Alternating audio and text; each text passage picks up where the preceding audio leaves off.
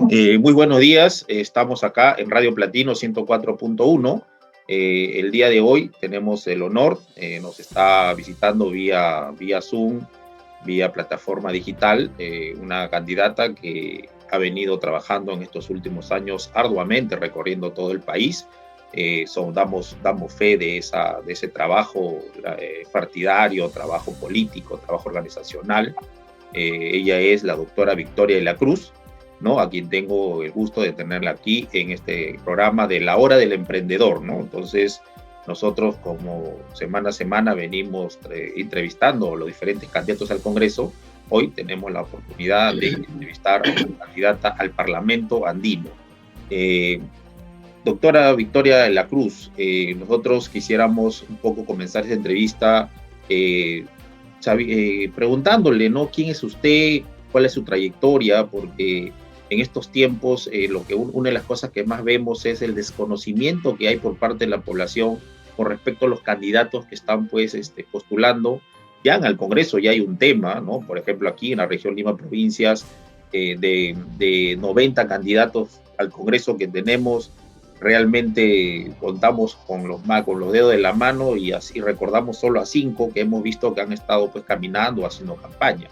Y en el tema del Parlamento andino ni qué hablar, porque creo que no conocemos a ninguno, ¿no? Y creo que hoy vamos a tener la oportunidad de que la población de la región Lima Provincia y también a nivel del Perú, porque este es el tema, a diferencia del tema congresal, ¿no? Para que también ustedes sepan, al candidato o el parlamentario andino se elige por un voto nacional, ¿no? O sea, entonces ahí como también estamos acá a través de Facebook y esto tiene un alcance nacional, creo que va a ser una interesante oportunidad para que pueda llegar a todo el Perú.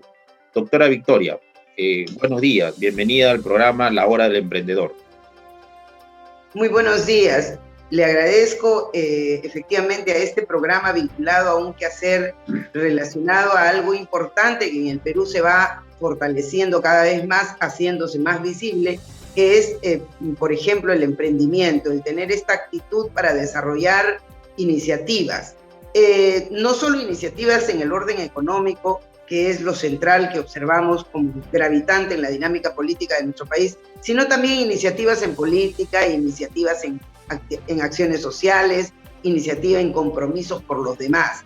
Esto, por ejemplo, para mí es un placer. Estar en este espacio es un placer, por supuesto, ingeniero, y creo que es fundamental darnos cuenta de que el escenario político tiene que ofrecer sus mejores recambios. El escenario político efectivamente ha sido enrarecido porque tenemos una costra política que por muchos años se han ido reemplazando unos a otros, pero dentro de los mismos que ya conocemos. Lamentablemente, la política tiene este escenario y esta característica de decepción para los ciudadanos del Perú, y por eso es que la gente no cree en la política.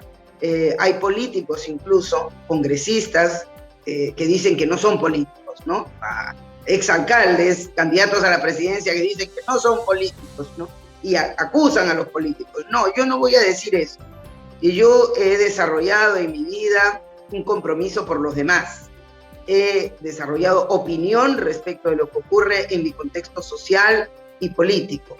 Por eso soy política, porque mis intervenciones han sido siempre vinculadas al quehacer de todos, al quehacer de la comunidad, al quehacer que nos involucra a los ciudadanos en función de lo que perseguimos para la vida. Y aquellos que trabajamos en función de eso, pues somos políticos.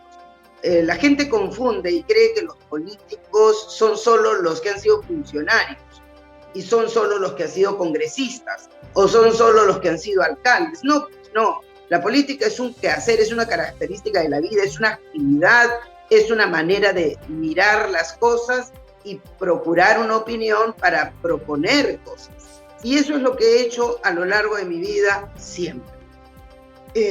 Victoria de la Cruz es una especialista en neurofisiología del aprendizaje, es una persona, una ciudadana peruana, madre de familia, que si bien es cierto, se dio cuenta por más o menos antes del año 2000 de estos avatares tristes en los que nos dejó sometidos el señor Alberto Fujimori, nos dimos cuenta de que el Perú necesitaba voces, necesitaba compromisos. Y entonces ya desde el año 83, donde efectivamente yo era pues muy jovencita, tuve oportunidad de hacer ejercicio político porque fui regidora en el año 83 cuando no había cuota para jóvenes y tampoco había cuota para mujeres. Entonces hicimos actividad política desde muy joven, precisamente porque me enseñaron en casa a desarrollar compromisos por los demás, a defender a los que no tienen voz. Desde la primaria, recuerdo conflictos en la escuela, en el aula de primaria, por defender a mis compañeros cuando alguna vez fueron sometidos por alguien en particular, y yo pues estaba lista para hasta las trompadas, muy joven, muy chiquita, ¿no? Razón que me mereció, por ejemplo, ser castigada, no sé si recuerdas, pero en mi época sí, los maestros nos castigaban con la regla, y teníamos una regla gigante de madera que nos daban en la mano cuando cometíamos infracciones. Bueno, no solo me gané la regla, sino me gané pues una mechonada que me llevó de cabeza a la dirección para darme explicaciones. La pelea no había sido dentro del colegio, la pelea había sido fuera, por cierto. Pero la directora nos cogió con las manos en la masa. ¿Y qué estaba haciendo yo? Pues resolviendo a las trompadas, porque el niño me retó a las trompadas, resolviendo a las trompadas algo en defensa de mis compañeros que habían sido maltratados, golpeados, en fin, avergonzados por este jovencito. Entonces, eso, por ejemplo, es un poco lo que dibuja, y cuando mi papá aterrizó en la dirección y la directora le explicó, ¿cómo es posible? Fíjese, le hemos encontrado así. Mi papá me preguntó, ¿qué fue lo que pasó? Y yo le dije, este chico se come la lonchera de mis amigos, les pega, les quita sus tareas, y por eso te peleaste. Sí, ya. ¿Y le ganaste? Entonces, mi papá me preguntó, y yo le dije, bueno, creo que sí. Entonces muy bien. Claro que eso no me dijo delante de la directora, por cierto. No justifico, pero creo que claro, la los demás, sí, el compromiso por los demás. Era una niña, tenía solo 10 años. El compromiso por los demás, la defensa de los que tienen voz ha sido una tarea permanente para mí. Permanente. Y por lo tanto, creo que los estudios han desarrollado un poco eso. Porque fíjate, cuando yo muy pequeña se aplicaba en el Perú la pena de muerte, yo lloraba cuando iba al patíbulo a alguien, ¿no? Y lloraba y mi papá se enojaba y me decía, ¿por qué lloras? Mi mamá más, y me decía, ¿por qué lloras si estos son delincuentes, asesinos? No, pero él ha dicho, fíjate la inocencia de una niña, ¿no? Él ha dicho que es inocente, pero no es verdad. Entonces mi papá un día me dijo, ya, pues estudiarás entonces para defender. Y yo terminé estudiando para defenderlos, no solamente porque quería saber por qué las personas actuaban así. Por eso es que estudié psicología. Y después, cuando me di cuenta que la educación en el país estaba tan fragilizada y había muchas falencias, pues me comprometí con el lado del fortalecimiento de las inteligencias. Por eso hice esta especialización en neurofisiología del aprendizaje, desarrollando además una propuesta que se llamó Proyecto Genios, que la pude echar a andar como un modelo alternativo en la educación peruana para construir inteligencias. Y una propuesta vinculada al área educativa que se llama Revolución Educativa con Ingeniería del Pensamiento. Y esto ha sido un poco mi pasión a lo largo de la vida. Desarrollé después algunas otras especializaciones relacionadas, por ejemplo, con la práctica de la violencia para entenderla mejor. Hice una especialización en psicología jurídica forense y también una especialización en criminalística, porque efectivamente hay mucho por descubrir, mucho por analizar. Y por esa razón es que creo que el Perú necesita nutrirse de propuestas y políticos inteligentes que puedan decirnos un poco las rutas por dónde ir, ¿verdad? Correcto, Victoria, ¿no? Realmente, tú, por lo que podemos nosotros escuchar, hay una trayectoria y te has preparado para poder afrontar retos importantes, como podría ser, pues, un escenario del Parlamento andino. Edúcanos un poco en ese sentido, porque la población, muchas veces que nosotros caminamos, y lo hacemos muy a menudo en estos últimos tiempos, la gente no entiende un poco el concepto del Parlamento andino. ¿Quiénes integran el Parlamento andino? ¿Cuáles son las funciones del Parlamento andino, ¿no? Muy bien. Fíjate, el Parlamento andino es una iniciativa bastante anterior que tenía el propósito de sumar esfuerzos, propósitos unitarios en la región andina, que tenemos características comunes. Los países de la región andina tenemos una cercana cosmovisión, tenemos puntos de origen ancestral muy semejantes. No te olvides del Alto Perú. En realidad, todos estos segmentos que tienen esta porción andina que nos caracteriza, que nos une, pues desde el 1966 que se impulsa con el Acuerdo de Bogotá, intentando preparar el propósito unitario, ¿no? Se da como un preámbulo para finalmente el Acuerdo de Cartagena, que nace ya en el 69. Y este Acuerdo de Cartagena incluye 5 países de esta región, ¿verdad? Bolivia, Chile, Ecuador, Colombia y por supuesto Perú, con aspectos muy centrales, por ejemplo, fortalecer la economía vinculada en esos momentos al libre comercio, fortalecer fortalecer la economía entre estos 5 países. Entre estos 5 países, claro está. Examinar el tema de los aranceles, buscar unión aduanera. Este era el propósito inicial, ¿verdad? Ya en el 79, en octubre del 79, que finalmente se lanza la Comunidad Andina y se construye ya este foro, este órgano deliberante, que es no solo un órgano deliberante, porque efectivamente es un foro en el que debatimos, un foro de debate, en donde hay un propósito central. El propósito central es fortalecer la integración y además incorporar el control político. Mira lo importante que es esto: fortalecer la integración como región, integrar el control político. Quiere decir, voy a mirar lo que están haciendo nuestros países. Yo te miro a ti, tú me miras a mí, vamos a ejercer un control político. Y además tiene otra función, que es la de armonizar las legislaciones nacionales. ¿Qué quiere eso decir? Que yo voy a incorporar en mi legislación lo que en el debate nos ha parecido que es bueno para ti, para mí, para todos los demás. Entonces, yo voy a incorporar en mi legislación y tú incorpórala en la tuya y en la tuya, y entonces juntos vencemos los males mayores. Esta es la idea, ¿no? Ir a un foro de debate donde van 5 representantes por cada país, de estos 5 países. O sea, son 25 parlamentarios. 25 parlamentarios, efectivamente. ¿Una sola cámara? ¿Hay 2 cámaras? En realidad hay una plenaria, que es la plenaria que toma decisiones, que es la que decide los acuerdos, y hay efectivamente una mesa directiva, que tiene básicamente tres funcionarios que cumplen la función de coordinación, de administración, pero la plenaria es la que decide, ¿verdad? Correcto. Hay más bien 5 comisiones, eso sí, comisiones que son comisiones de trabajo, ¿no? Que son básicamente para enfocar el carácter de las propuestas o de los temas que vamos a poner de relieve en el debate, ¿no? Hay una comisión relacionada a la política exterior y relaciones parlamentarias, hay otra comisión vinculada a lo que es educación, cultura, tecnología de la información y de las comunicaciones, que hoy debe estar en supervigencia, claro, porque el mundo está conectado con la tecnología y hoy tenemos que vislumbrar eso, ¿no? Y Victoria, doctora, y estas, mencionas que en el año 1969 se empieza la iniciativa, estamos en el año 2021, sí. ¿Qué avance ha logrado el Parlamento andino, ¿no? ¿Cuáles han sido sus mayores logros? ¿Cuál es la situación actual del Parlamento andino, ¿no?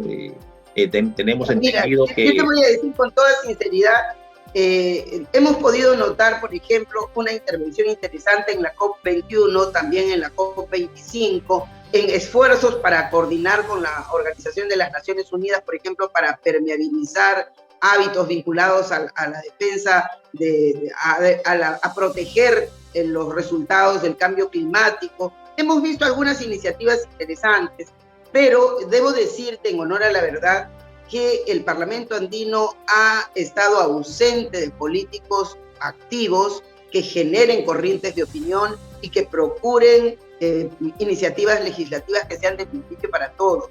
La gente cree que el Parlamento andino es un escenario para comercio, y no es así. El Parlamento andino fortalece el propósito integrativo, que creo yo es lo más importante. Y por eso es que recoger desde el Parlamento andino la propuesta para ir a un escenario de integración, es decir, no solo para ser buenos vecinos, no. La región andina tiene fortalezas económicas, sociales y políticas que debemos aprovechar y poner en evidencia al mundo. Es decir, vamos juntos a decirle al mundo de qué les puede servir la región andina. Podríamos hacer un poco para que la gente entienda, podríamos hacer digamos, una analogía con la comunidad europea, la CAN, con el Parlamento andino, porque al ser parlamentario estamos hablando de una unión política, una unión económica, una unión social. Se busca en algún momento, como parte de esta, digamos, infraestructura, de tener un solo presidente, digamos, a través de esta CAN? Mira, yo creo que el escenario de la soberanía no ha sido contemplado y respetamos en el Parlamento andino, se respetan los espacios, la capacidad para intervenir en política interna. Solo, como bien estabas señalando hace un momento, una función que es la que se refiere al control político, a la vigilancia, a la contemplación de cuáles son los esfuerzos para que sean materia también de debate, por cierto. Y es verdad, todo esfuerzo integrativo, más si estamos en la región andina, donde tenemos mucho por ofrecerle al mundo, todo esfuerzo integrativo siempre nos pone en una relación de equiparidad. El mundo hoy, como bien tú has dicho, la Comunidad Económica Europea, la Alianza del Pacífico, todos los esfuerzos de integración, de suma de esfuerzos para determinados propósitos se van dando en el mundo, porque no podemos estar solos. El mundo ahora, tú sabes, la globalización nos ha convertido, entre comillas, en aldeas globales. Pero no podemos ir con las manos atadas a un escenario donde hay concordias, donde hay convergencias políticas, económicas, dependiendo de cuáles sean los intereses. Tenemos que ir a ese escenario internacional no con las manos atadas, sino fortalecidos en unidad integrativa, fortalecidos en nuestros propios espacios y miradas ancestrales, porque te diré que lo que la región andina tiene para darle al mundo, una cosa, columna vertebral, seguridad alimentaria. Tenemos mucho en el Perú por ofrecerle al mundo. Y creo que también agua, por cierto, doctora, porque tenemos, la comunidad andina tiene la cordillera de los Andes, y sabemos pues que en la cordillera de los Andes se alberga pues el 3% del agua dulce del mundo, ¿no? Entonces, creo que la comunidad andina en algún momento, o sea, los parlamentarios que hoy están yendo tienen que entender que es un escenario muy importante para el presente y futuro de nuestro país y de los que conforman. Es interesante. Totalmente de acuerdo, felicito tu mención en este particular caso, porque fíjate, nosotros llevamos, una de las propuestas que llevamos precisamente al Parlamento andino, y eso que tú has dicho es muy cierto, el 97.5% del agua en el planeta es salada, solo casi el 2.5% y algo más es dulce, y de ese 2.5%, el 79%, César, corresponde a los glaciares, que son la principal reserva de agua dulce que tenemos. Y solo el 21% son líquidos. Pero acá hay un detalle. De ese 21%, el 20% corresponde a acuíferos subterráneos, que están 2.000 metros bajo el nivel del mar. Entonces, ¿qué nos queda? Solo el 1% superficial de agua al acceso.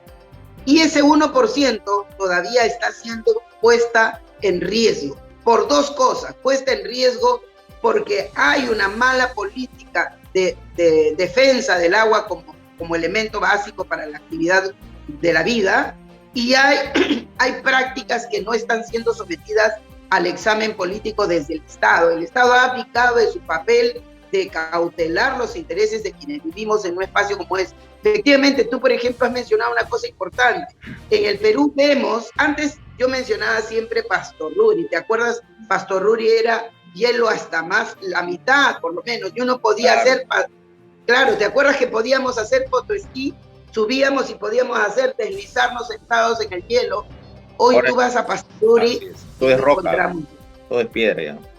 Todo es piedra, tierra, una lástima, nos da ganas de llorar, pero esto no responde solo, claro, sabemos que el deshielo responde, por ejemplo, al cambio climático, y esta es una de las tareas que ya el Parlamento andino ha tomado en consideración, ha levantado un acta que fue presentada a la Organización de las Naciones Unidas para procurar el interés de los demás países en relación con el cambio climático, y ha servido para buscar acuerdos y políticas que se incorporen en la preocupación de protegernos de los resultados del cambio climático. Pero debo decir, en honor a la verdad, que esto no ha generado corriente de opinión, no se ha hecho la tarea. La tarea tiene que hacerse, no se trata de que los parlamentarios andinos se reúnan, hablan, levanten acuerdos. Como no es vinculante, me lavo las manos, digo lo que opino y se acabó. No, señor. Claro. No, señor. Victoria La Cruz no hará eso, porque yo sé hacer mi tarea. Tanto así, Victoria, que en este momento tenemos parlamentarios andinos, en este momento. Claro. Y la verdad que me vas a disculpar, pero yo creo que conozco a uno y no conozco a más, ¿no? O sea, y eso nos dice, pues, de que efectivamente no han hecho la tarea, no ha habido un trabajo de preocupación por el tema del cambio climático, que considero que es fundamental, no de ahora, sino ya de hace algunos años, ¿no?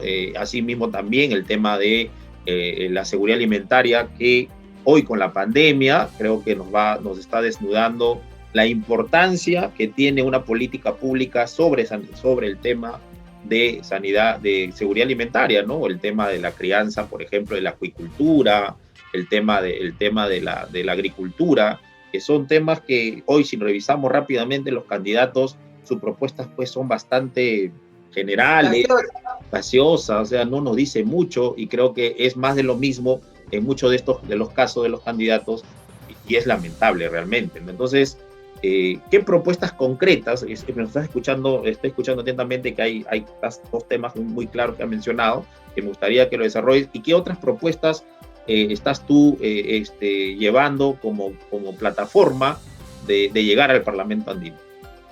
Mira, es interesante hacer la reflexión que acabas de referir, porque fíjate, lo que hemos visto más bien son políticos que al mismo tiempo dicen no ser políticos, ¿no?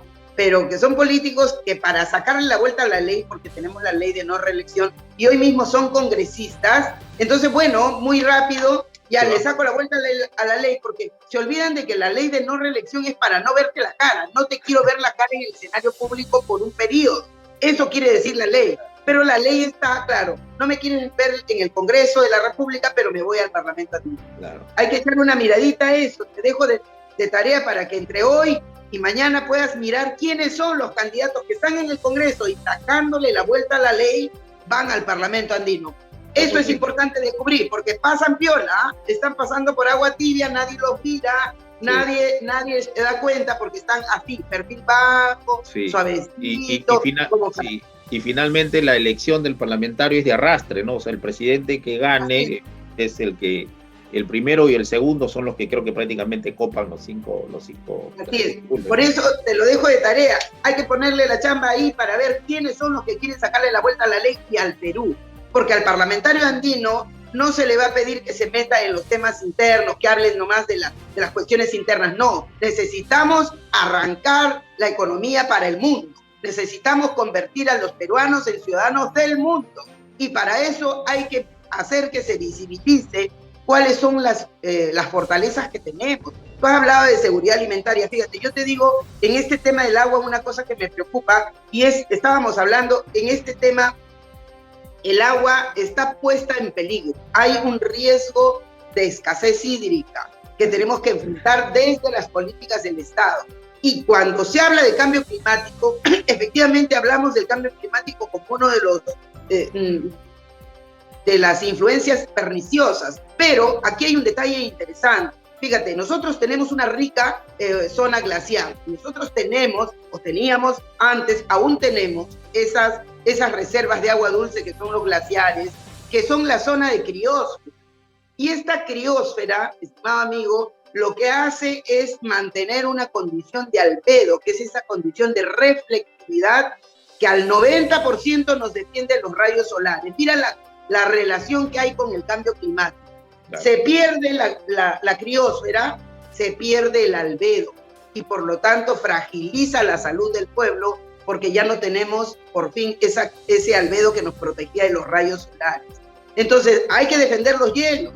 Y para eso se necesita protegernos del cambio climático, que ya hay una iniciativa en ese sentido, pero que tenemos que formalizar, que tenemos que sensibilizar a nuestros países y que tenemos que incorporarla en leyes, porque si no son leyes, son cantos de sirena. Tenemos que incorporarlos en las leyes. El cambio climático debe ser enfrentado de manera táctica, estratégica y científica. Y tiene que además defenderse Por ejemplo, el polvo del mineral afecta gravemente el derretido de los hielos. Esto tiene que considerarse para el ejercicio de una minería saludable. Nosotros creemos, por eso es que tenemos algunas propuestas en ese sentido, enfrentar la crisis hídrica en unidad con acciones y tareas concretas de cuidado de los ecosistemas. Y tenemos una cosa que mira todo el mundo y que en nuestros países lo visibilizamos y en la región andina lo sentimos. La violencia es un aspecto transversal y creemos que la violencia no puede ser enfrentada solo desde la punitividad. Solo, ya, voy a ver al violento, me cruzo de brazos, cuando ejerzas violencia y pegas o matas o asesinas o robas o qué sé yo, recién te caigo encima y te meto preso. No, la violencia es una respuesta a fragilidades de un sistema que ha perdido de vista esta estructura del ser humano que tiene que crecer. Entonces, ¿qué proponemos? Para el alto a la violencia, fortalecer políticas transversales e intersectoriales para el mejoramiento de la calidad de vida, que incluyen dos columnas fundamentales, seguridad alimentaria y salud mental. Sin seguridad alimentaria no hay una salud, digamos, integral y armónica. ¿Por qué? La gente puede decir, pero tiene la violencia con la seguridad alimentaria, pero por supuesto, todo lo que entra a nuestro cerebro, todo, ojo, oído, nariz, boca, tacto, que son puertas de entrada, hacen ingreso y esos se convierten en estímulos para fabricar los neuroquímicos que hacen que nuestro cerebro se comporte. ¿Y quién ordena nuestra conducta? ¿Violenta o no violenta? ¿Quién ordena? Pues el cerebro. Y si le echamos basura al cerebro, pues basura será lo que actuemos. Y esto es lo que parece ser que los políticos hasta el momento no se han dado cuenta. Creen que la violencia solo es codificar, poner leyes y vamos a castigar. No, señor. La prevención es importante. La promoción, por eso, desde la salud mental. Nosotros nos preocupamos por este abordaje primario de la salud, desde la promoción de la salud mental. El Perú no tiene una política de promoción en salud mental. Como no puedo llegar al Congreso, porque no soy candidata al Congreso, voy al Parlamento Andino y vamos a insertarlo como debate regional. Doctora, el Perú no tiene política de seguridad mental, no tiene política de salud, ni siquiera de salud. Hoy se están muriendo miles de peruanos, de hermanos, están muriendo todos los días, no por el COVID, sino porque están en la sala de espera para ser atendidos. Eso es una desgracia, ¿verdad? Eso es un estado genocida, ¿no? Nos está matando. Pero bueno. Sí, totalmente de acuerdo. Y esto que tú dices, efectivamente no tenemos una política de salud, porque mirar la salud solo desde el lado físico, con las fragilidades que ya sabemos, con las fragilidades en la infraestructura, con las fragilidades en la mirada de la salud, que no ha considerado para nada la salud mental. ¿Cómo es posible que los médicos que trabajan en el escenario de la salud física no entiendan que un aliado de la salud es la salud mental? No puede haber salud sin salud mental, por una sencilla razón, porque el miedo, la depresión, la angustia, el pánico fragilizan el sistema inmunitario. Y cuando fragilizan, claro, cuando fragilizan el sistema inmunitario por efecto del desorden de las serotoninas, obviamente la respuesta del cuerpo humano va a ser fragilizada. Cualquier enfermedad nos derrumba. Esto, por ejemplo, por eso es que vamos a ir a la región andina y mírame, César, si yo llego al Parlamento andino, yo no solo sé hacer mi tarea, sino que voy a hacer que la corriente de opinión genere el debate regional para establecer políticas transversales para el mejoramiento de la calidad de vida. Mira a dónde voy. Mejoramiento de la calidad de vida. No hacer finta, hacer finta no. Vamos a la calidad de vida. Seguridad alimentaria, vamos a poner de moda la nutrición. Y cuando tú hablas, por ejemplo, de acuicultura, estamos hablando de ramas de la actividad económica que pueden alternarse, que pueden terminar con la industria. No es la única porción que nos da la economía. La minería no es la única actividad económica que podemos prevalecer. Tenemos agricultura, tenemos acuicultura, tenemos valiosas. Por ejemplo, fíjate, para que mires por dónde va el mundo, y esto me parece terrible. Lima tenía 3 valles, Rímac, Chillón y Lurín. Rímac y Chillón se destruyeron por efecto del cemento. Hace poquito, el alcalde de Lima, el alcalde Muñoz de Acción Popular, debe saberlo el país, emitió una resolución para cambiar la zonificación del Lurín, convirtiéndola en zona industrial y hacer edificios, ponerle cemento al valle. El único valle que tenemos en Lima, el único pulmón que puede defendernos de esta contaminación en la que vivimos de manera permanente. Esto fue un ataque frontal contra la vida. Quiere decir que no tenemos conciencia ni sobre el agua, ni sobre la vida, mínimamente. Entonces, esto, por ejemplo, es importante sensibilizar a los políticos al respecto. No estamos defendiendo camisetas, estamos defendiendo la vida de los seres humanos que habitamos este universo generoso. Y en la región andina tenemos un universo generoso porque tenemos a la rica Pachamama que nos ha levantado durante toda esta pandemia. ¿Quién nos ha dado de comer? Pues la agricultura. Esa nos ha dado de comer. La papita, el camote, la yuca, eso nos han dado de comer. La zanahoria con sus betacarotenos, eso nos han dado de comer en esta pandemia. Así es.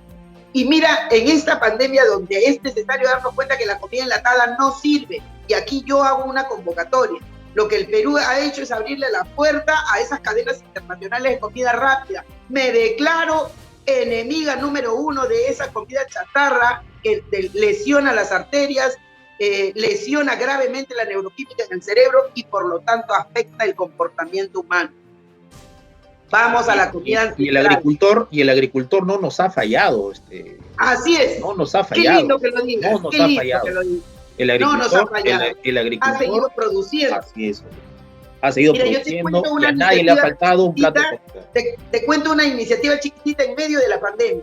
Un señor de nombre Alain Montoya, presidente de la Asociación de Marcabamba, de Hijos de Marcabamba en Lima, tiene un gran local en Lima, lo conozco, y entonces en plena cuarentena, yo preocupada por la gente, porque faltaba la comida, la gente desesperada, encerrada, entonces me contacto con él y le digo, señor Montoya, usted tiene un gran local aquí cerca en la Panamericana Norte, tiene un gran local, y yo le digo, ¿por qué no vamos a los productores? Vamos a nuestros campesinos que tienen los productos para traerlos aquí, ponerlos aquí. Usted así ayudaría a los campesinos que en este momento están pasando hambre. En segundo lugar, ayudaría a que la gente que está encerrada en su casa, si no tiene acceso y no puede salir a mercados largos porque son caros, vamos a darle de comer a la gente. Contacte usted a sus paisanos, que traigan los productos, abra las puertas, salga de su casa. Es cierto, tenemos miedo, pero vamos a protegernos, vamos a salir. Fíjate, este señor, un líder, dijo, bueno, está bien, le voy a hacer caso, pero ¿y los papeles? Y hay que hacer la tarea. Hicimos la tarea, se hizo, la municipalidad, se sorprendieron. Él, el mismo señor, construyó sus caños para poder hacer el protocolo de limpieza, puso el jabón líquido, el papel, todo. Yo saludo esas iniciativas. Fíjate, y así se hizo esta feria. Papa en cantidad, mayo, a todos, quinoa, todas las cosas de la tierra fueron traídas a este escenario para consumo de la gente, consumo barato, directamente del agricultor. Se puso, por ejemplo, ahí el yogur, una cosa maravillosa. Muy contenta, aprovecho este escenario para saludar al señor Alain Montoya, presidente, que se compró ese pleito, se atrevió a salir venciendo su miedo, venciendo la dificultad del encierro, porque estábamos en cuarentena, estos primeros meses de cuarentena, donde la gente estaba desesperada y asustada. Sí, me recuerdo bastante bien. Victoria, realmente conversar contigo, porque no es la primera vez, tuvimos una oportunidad de conversar sobre salud mental y de verdad muy grato de poder tenerte nuevamente acá. Como sabes, pues lamentablemente los tiempos son tiranos en estos medios y ya estamos pues en la recta final. Yo estoy muy agradecido, de verdad, conocemos tu trayectoria, Victoria, y puedo dar fe a todos los electores que este 11 de abril, ¿no?, marquen la flor, ¿no?, y el número 10 de Victoria de la Cruz, una mujer luchadora política, una mujer luchadora social y súper inteligente, ¿no?, que como muy bien lo dijo en su momento, no necesitó de la cuota mujer que hoy tanto se habla para poder haber sido una autoridad. Creo que ustedes son testigos del conocimiento, del bagaje, la experiencia, la expertise que ella cuenta y realmente merece estar en el Parlamento andino. Victoria, por favor, tus palabras finales y tu despedida en el horario del emprendedor y de lo que hemos hablado sobre la agricultura, la acuicultura. Ahí tenemos cantidad de emprendedores que me están escuchando y que están preocupados que hasta el día de hoy nadie simplemente lo toma muy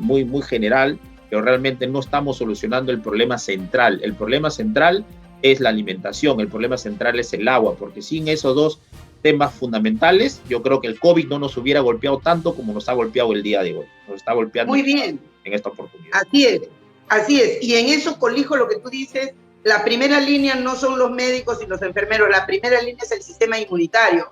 Vamos a poner de moda la nutrición saludable, vamos a la nutrición ancestral, vamos a comer lo que produce la Pachamama, vamos a comer y a mejorar los productos que están en el mar, que son grandiosos para el Perú. Entonces, yo sí voy a hacer mi tarea, porque he hecho mi tarea durante toda la vida. He impulsado organizaciones que aún trabajan para la gente, para las mujeres, para los peruanos que no tienen voz. Yo quiero dirigirme a los electores. Efectivamente, el Parlamento andino no está de más. No haga caso de esas voces destructoras que quieren eliminar esa esquina integrativa. No le haga caso. Son voces interesadas que tienen propósitos subalternos. Habrá que averiguar qué tipo de propósitos tienen. La esquina integrativa, donde los hermanos nos juntamos para proteger nuestros pueblos, no puede estar de más. Yo voy como candidata por el Frente Amplio, la florcita, marcar la flor, y voy al Parlamento andino, no al Congreso, voy al Parlamento andino. Desde el Parlamento andino prometo hacer mi tarea de la mano de los electores, de los ciudadanos. Ahí me tendrán pisando los salones, no solo en el Perú, sino en Ecuador, en Bolivia, en todos los países miembros de la comunidad andina. Voy con el 10. Marcar la flor, marcar la florcita, y escribir el 10 en la tercera columna del Parlamento andino. Te agradezco muchísimo este espacio, por supuesto, y estoy lista siempre para lo que el Perú me convoque. Muchas gracias. Muchas gracias, doctora Victoria La Cruz. Ha estado con nosotros aquí en La Hora del Emprendedor, en Radio Platino 104.1, a quien hemos tenido el gusto de conversar con una mujer muy inteligente y la verdad, siempre nos encanta tenerla aquí, y espero que no sea la última vez, y espero pues que después del 11 de abril te tengamos acá como parlamentaria andina y que podamos seguir desarrollando todas tus propuestas y todas las iniciativas que tienes, que estamos convencidos que nos va a hacer mucho bien al Perú y a todos nuestros hermanos países andinos que conforman la comunidad andina de naciones. Muchísimas gracias, Victoria. Muchas gracias. Hasta pronto.